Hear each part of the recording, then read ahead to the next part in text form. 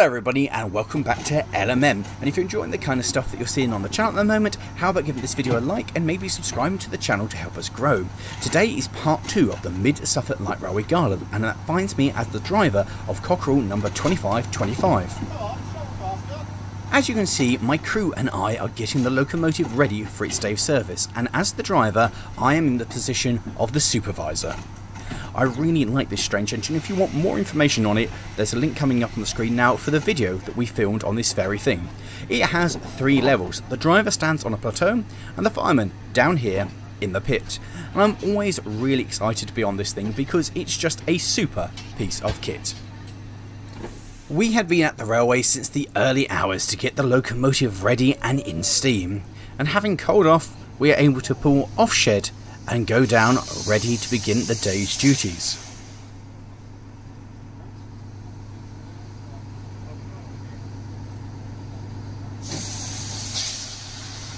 Making our life significantly easier was the railway's Ruston 165, the very locomotive that was the subject of the first ever Lawrie Goes Loco, now looking notably better with its fresh new coat of paint. The locomotive drew the 2 carriages down the main line so that we would be able to run round and couple straight onto them.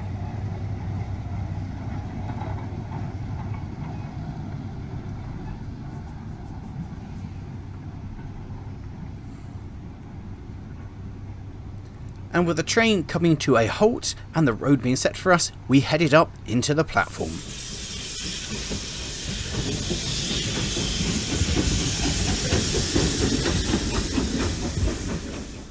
From where we've rolled back down onto the train.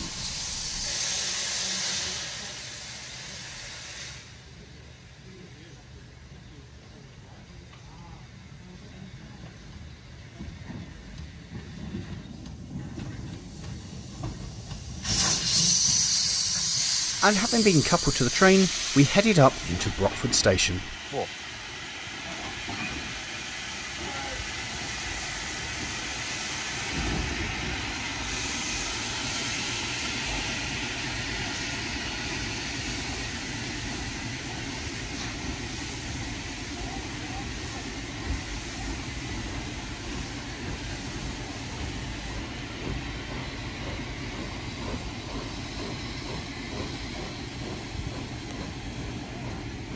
And from there, we were ready to open to the public and begin the day.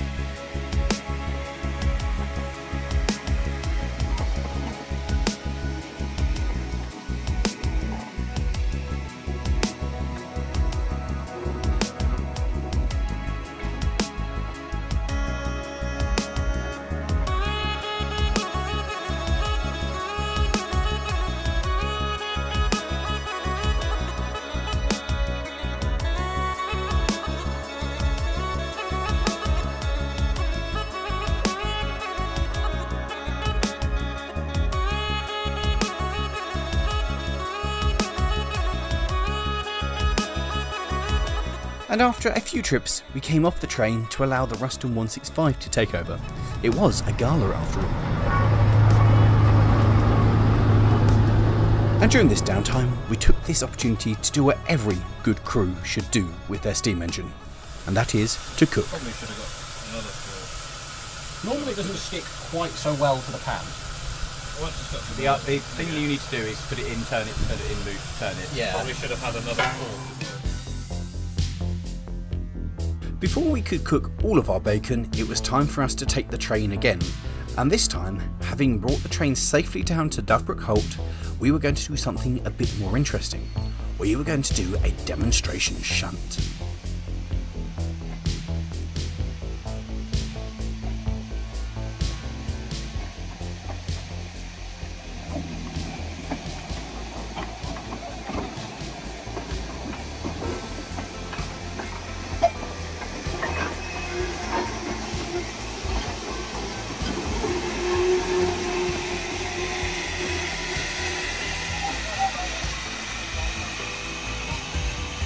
And once the handbrake had been applied to our train, we were uncoupled and free to head up the line, ready to start the demonstration.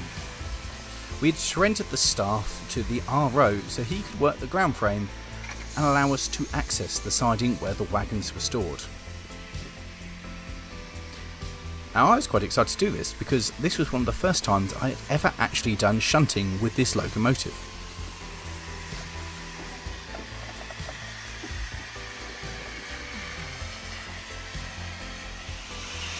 Having inspected our train to make sure it was safe to be moved, it was time to go and couple up.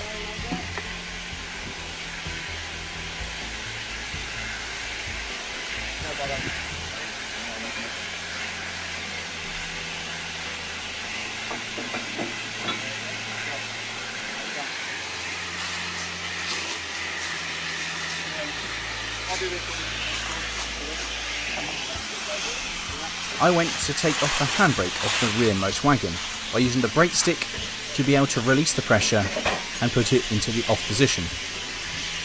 Yeah, otherwise you won't get on. So if you do that,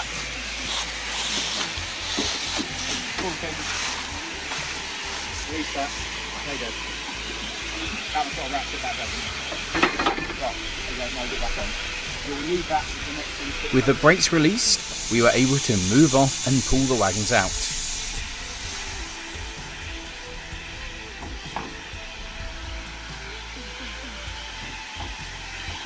It's really important when dealing with a loose coupled train to pull away really gently so you don't snatch the couplings and risk breaking them.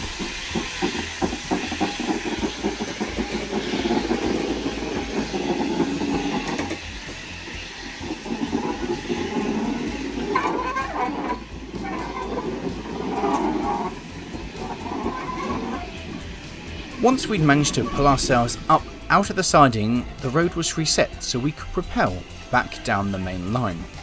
The objective of the movement here was to remove the rearmost wagon, the one with the GE on the side of it, and then take the moy and place it where the GE wagon had once been. This meant we came to a slight gentle halt and applied the handbrake on the locomotive to ensure nothing would move. Once we were happy that the handbrake was on and the locomotive was safe and wouldn't go anywhere, it was time to go and put down the brakes on the rearmost wagon.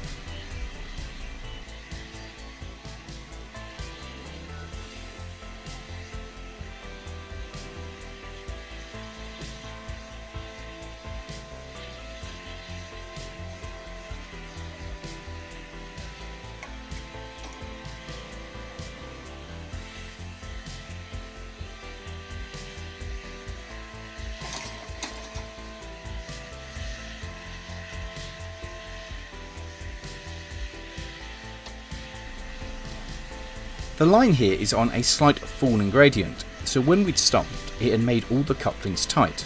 So now, in order to be able to release it, I needed to be able to shunt the locomotive and the moy up to the Great Eastern Wagon, which with its handbrake on shouldn't go anywhere. With the handbrake off and the locomotive ready to move, I looked forward to take instruction from the now shunter. This signal is the "come towards me." And the two hands in the air, that represents stop.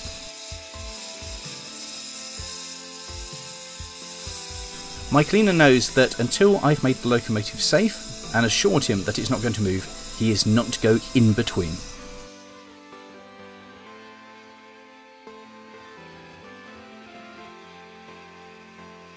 Having got that assurance, in he went to uncouple the wagons.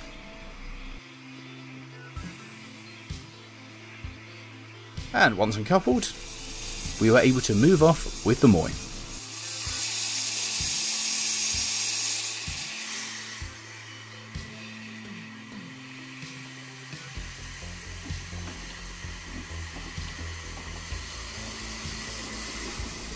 Moving wagons around like this was exactly the kind of work that this locomotive had been built for, whether it had been moving around on factories or small light railways with a small light train.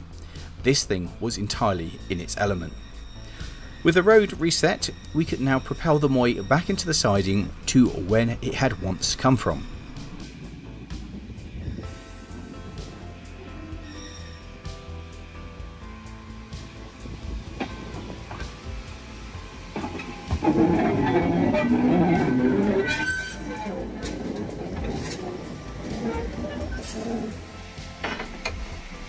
And with it in position, all we had to do was push the handbrake down on that to secure it in position.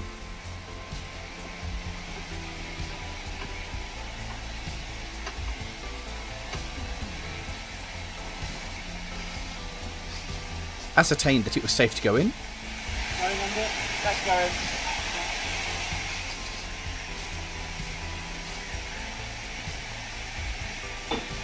Uncouple the wagon.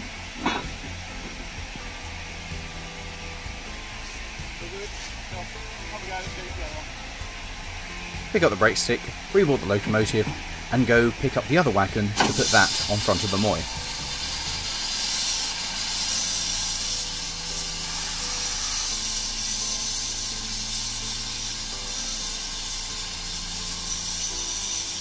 You see, we waited here for a few moments to make sure the RO was aware of what we were doing and gave us the signal it was clear to pull forward.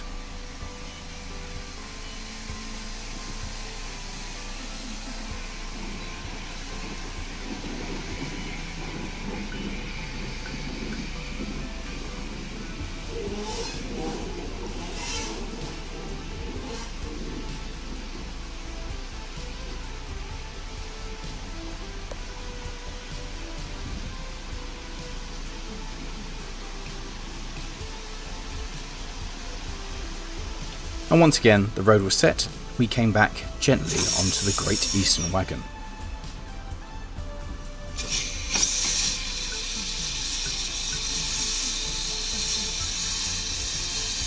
This was the same procedure as before, making sure the handbrake was well applied and the locomotive was in a safe condition and wasn't going to go anywhere.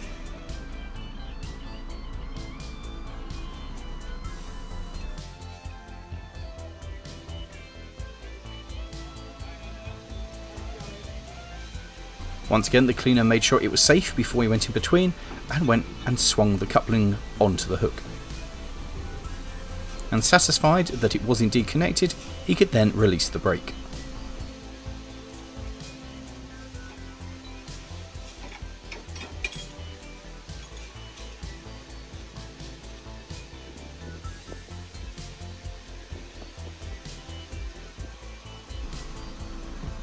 Having once again got permission for the RO to continue, the brake was released and we gently set off with the wagon.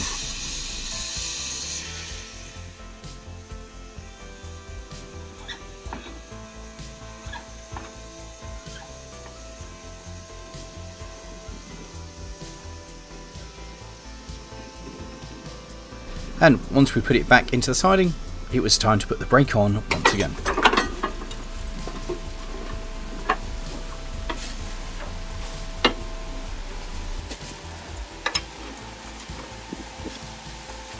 Going under.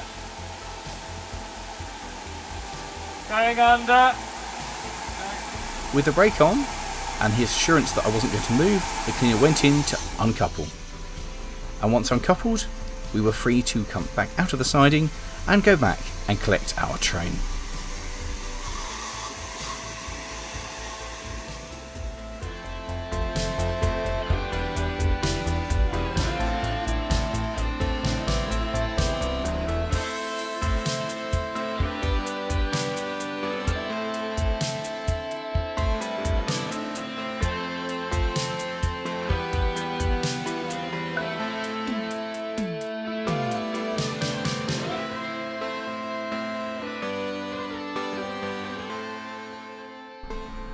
The little vertical boiler locomotive blends in so well with the Suffolk countryside, despite the fact that it was never intended to work on this railway.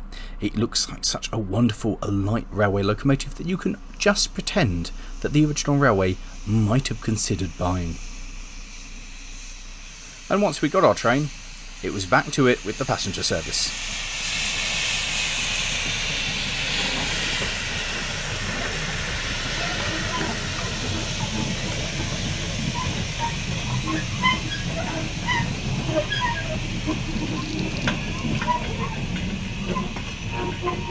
Towards the end of the day, we even top and tailed with the diesel. I mean, it was a gala after all, and it made it a little bit more exciting.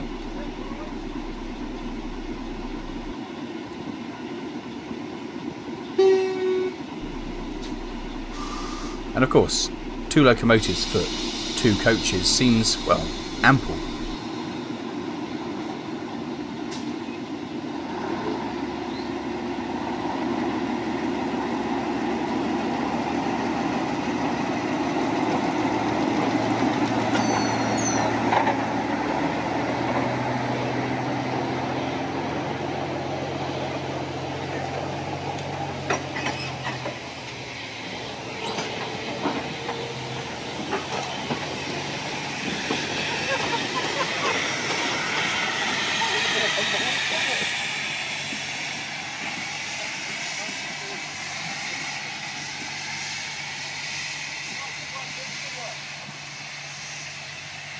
We continue to operate trains in one form or another until the end of the day, which, like any day on a steam railway, came all too soon.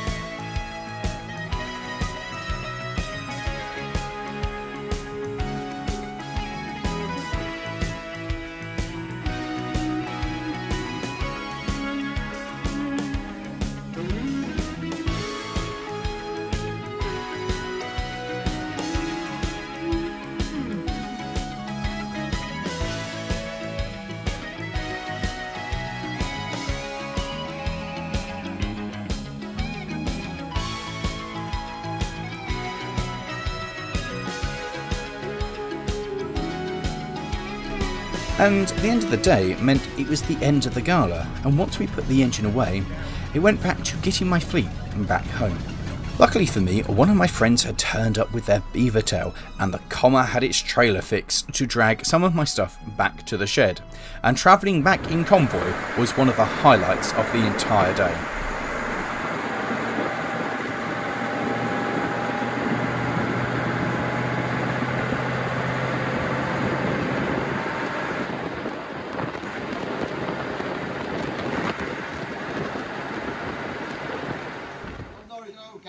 Yeah, because we'll do. Yeah, we can just turn up.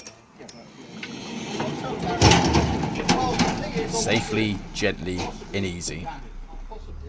It was a bit more controlled taking the 106 off. Yep.